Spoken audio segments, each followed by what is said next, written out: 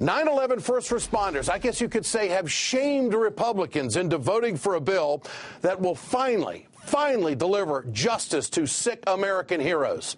Late this afternoon, the Senate unanimously passed a bill which would provide $4.2 billion in aid to heroes who became sick at Ground Zero. And 2 hours later, the House passed it as well. Here's how democracy works. 9/11 responders, they stormed Senator Tom Coburn's office early this morning. They want change. Hours later, Coburn, well, he listened. He did a 180 and announced his support for the bill. Coburn and the other jerks in the Republican Party showed exactly how cruel they are on this issue. This is the same party who accused Democrats of having a pre-9/11 mentality and used pictures of 9/11 workers in commercials and campaign ads. Well, their hypocritical behavior on this bill, I think, should be a lesson to all Americans. You can't trust Republicans.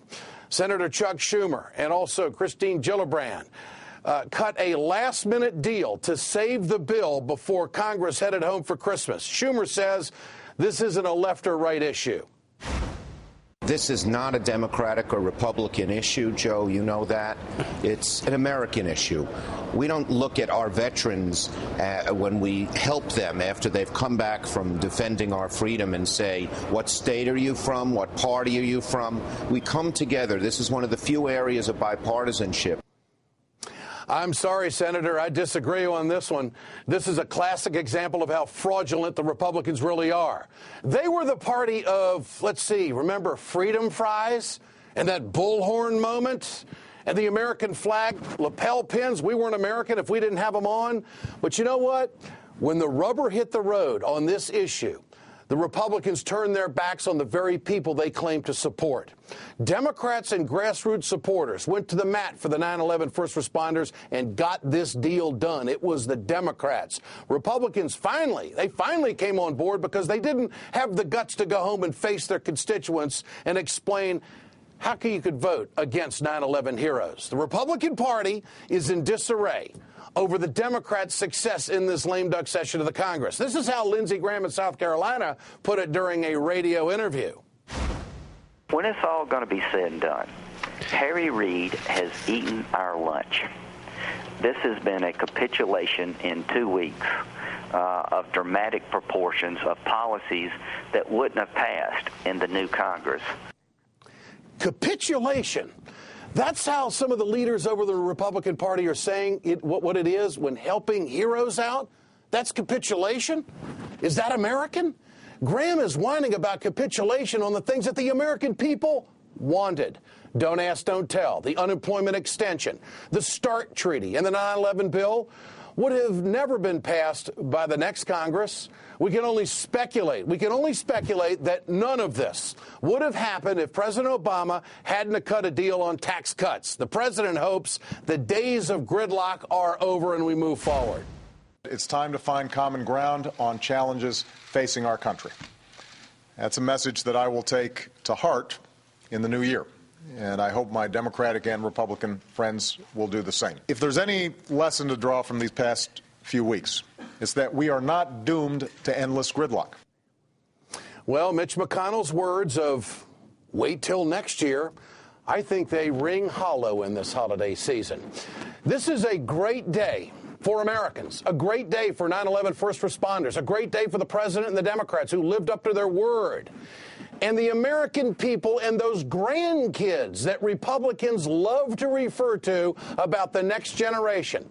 Everything that has been passed in this lame duck session of the Congress affects those grandkids and the next generation that the Republicans are so worried about. But when it comes time to the rubber meeting the road and being strong on the issues, just remember, folks, had it not been for the tenacity of this White House, had it not been for the focus and the drive and the determination of the President of the United States, none of this would have gotten done.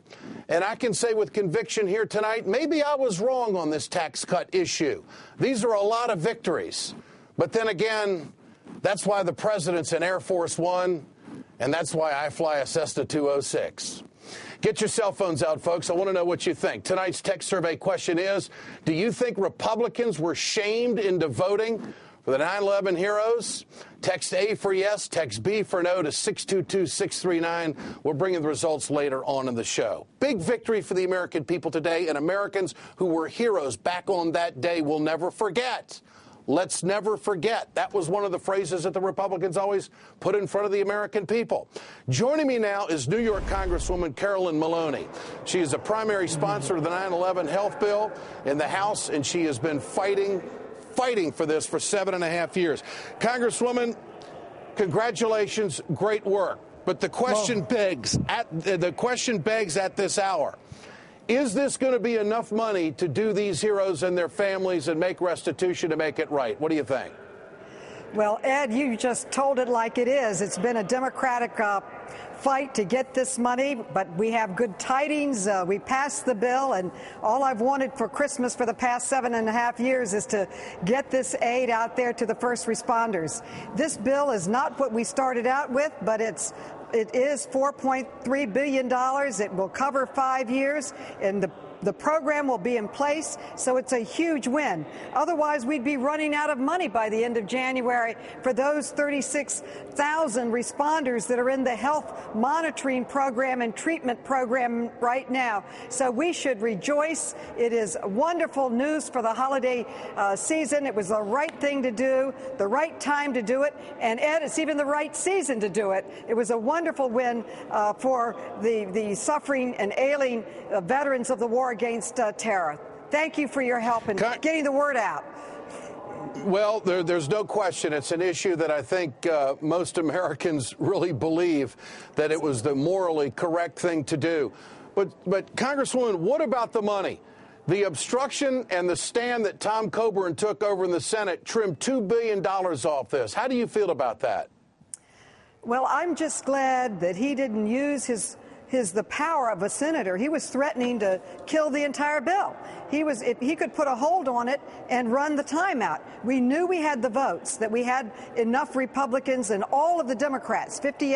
We have 58 Democrats. They were all for the bill in the Senate. But some were trying to run out the clock. And we were really fighting the clock and the political will to get this done. I'm glad he didn't put a hold on it. I'm so proud of the first responders that stormed his office, not only here in Washington, but in Oklahoma, to tell him this is the right thing to do. You take care of the people who take care of you. They didn't think about procedural ways that things could be stopped. They just rushed in to burning buildings. They worked on toxic piles to try to save people and rebuild our country. And we know those towers were attacked, not as New York, but as a symbol of the success of our great country. So it's really a time to rejoice in a rejoicing season. And you have really hit it on the head when you said those bullhorns. They were down there with a bullhorn. We'll never forget. We'll always be there. Well, now we have written into law the rhetoric we will not forget by starting this program. And believe me, we'll be there with a sharp pencil and you watching it, making sure that the money is there for the injured and making sure that there is more after the 5 years. Thank you for your help.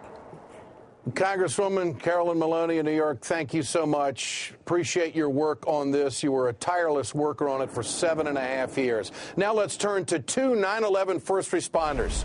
John Feal is the president of the Feel Good Foundation, and Richard Elise, deputy chief of the New York Uniformed Fire Officers Association. Gentlemen, I know that this has been a long, emotional run for both of you and your colleagues and families. Mr. Feal, how big is this day in your life? Sir, this is historic, and thank you for having me today. And Richie, I just want to say congratulations, sir. Same to you, John. What is it like, Mr. Richard Elise, all of the fight that you've put up to get this thing done? Culminate the whole thing. Capsulize the whole thing for us. It hasn't even settled in yet. When you work so hard for something, 7 years it took us to get to this point, that when it actually happens, your body doesn't react to it. It's almost like the day of 9/11 when I arrived on the scene 20 minutes after the second building had collapsed. It's surreal. Your mind doesn't register it, but it's an extremely happy day. It's historic. I congratulate all of my congressional leaders, the Senate, to have the bill voted on by unanimous consent. They really should call it united consent. I think it's a unifying day for the country. We're still involved in two wars as a result of 9/11, and this is an historic day, and it's a Christmas present for all of America. John Field, how do you feel about the reduction in money, Mr. Field? Well, sir, we took money. We're taking less money for 5 years up front, but listen, once the program's up and running, they'll get refunded. We're confident of that. And the Victims' Compensation Fund, CBO, still has it scored at 21 years, so that's going to continue to be refunded too. So while we're starting with $4.3 billion, $4.2 billion, you know what? This bill's not a 10 anymore. It's a 7. And at the end of the day, a 7 saves lives. A 0 doesn't. We lost a lot of battles over the years, and Richie will tell you. But we won the war today, and we're going home to New York knowing that we won the war. We lost a lot of good men and women who were sick and dying because of their illnesses, and now their families will have some sort of comfort knowing that this bill was passed in their honor. Both of you gentlemen were part of a very strong and emotional pitch yesterday on Capitol Hill. Mr. Field and then Richard, how much of a difference did that make in your opinion? Well, sir, I believe Chuck Schumer and Kirsten Gillibrand were our champions, and Carolyn Maloney. But it was the resolve and the testament of people like Richie, myself, and the buses that came down here to walk the hallways and lobby for this bill. Listen, after 9/11, everybody came together and everybody was united. And the same thing with this bill. We came together, we were united, and we weren't taking no for an answer. And no point did we disrespect anybody. We just let them know who we were and that we weren't going away. And we had great leadership. And I'm just glad I got to be a part of this process because I'm just a small part in this. Mr. Elise, give us a sense of how the families are feeling tonight.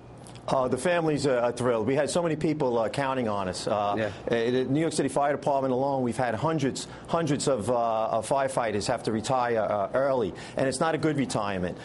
They run into financial difficulties trying to make payments on medical bills, on prescription costs. Prescription costs in this country are over 300% in the last 3 years. It can lead you to financial ruin. And if I can interject concur with John, I hope that every American feels the same way that I do about my two senators, Kirsten Gillibrand and Chuck Schumer, did a yeoman's work. Also on the House side, Carolyn Maloney and Gerald Nadler, Peter King, who did a lot of work getting his Republican colleagues on board. He really deserves a lot of credit. Charlie Rangel and Anthony Weiner, Joe Crowley, the entire New York delegation did a tremendous job. And the families will always remember them.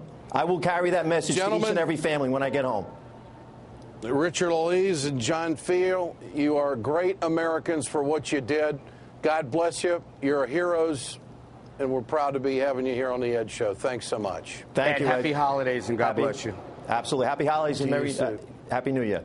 Yes, sir. Thank you.